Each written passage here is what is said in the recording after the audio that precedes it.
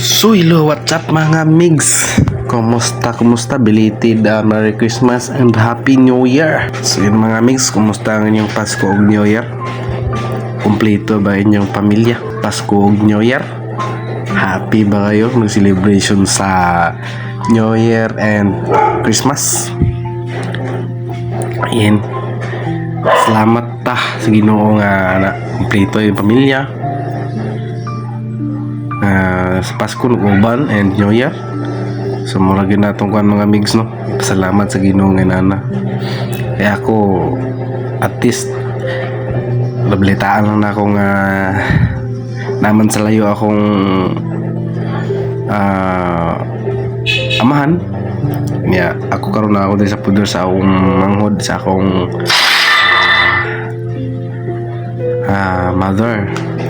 So ako lang is nabalitaan ako nga okay baskog mura gyud na importante mga migs. At least po na experience po na ako nga sa Pasko New Year. At least happy po ko kauban akong mga bossing diri sa akong trabahoan, no. Kini nga boardingas niya akong gilimpyo-limpyon dia. Ayan mga migs, no. But at least nakatilaw ta og happy moment sa Christmas and sa New Year. Ang mga migs, no, mura magin na itong ampong happy lang ta.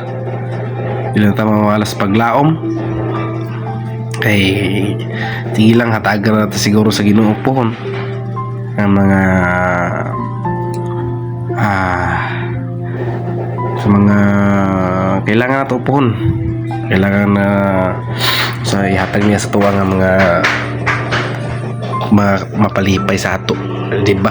Ano raman na basta di lang tayo sa paglaom siguro, no. Kaya ako masigig ko yung wala sa paglaom mga ambigs, no. Walang na siya, enjoy lang na to karon ng 2025. Ano raman gina ay po na natin baskog ta diha di ba? Natay trabaho, di ba? Narag na siya mga ambigs. Wala na gitay lahi pang kuandya ng pamilya, mahalagyo. At least happy po sila. Very happy po rin akong mama, akong isuon. Happy, basta lang na Pasko lang na, pero may umura ginakakuha mga mix.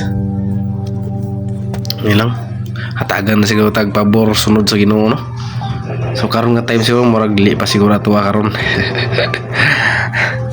Yung mga mix, ang importante yan yung mga mix Baskog, diba?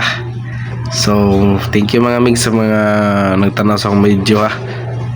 And don't forget to follow me and likes and share sa akong mga video. Salamat sa suporta mga migs.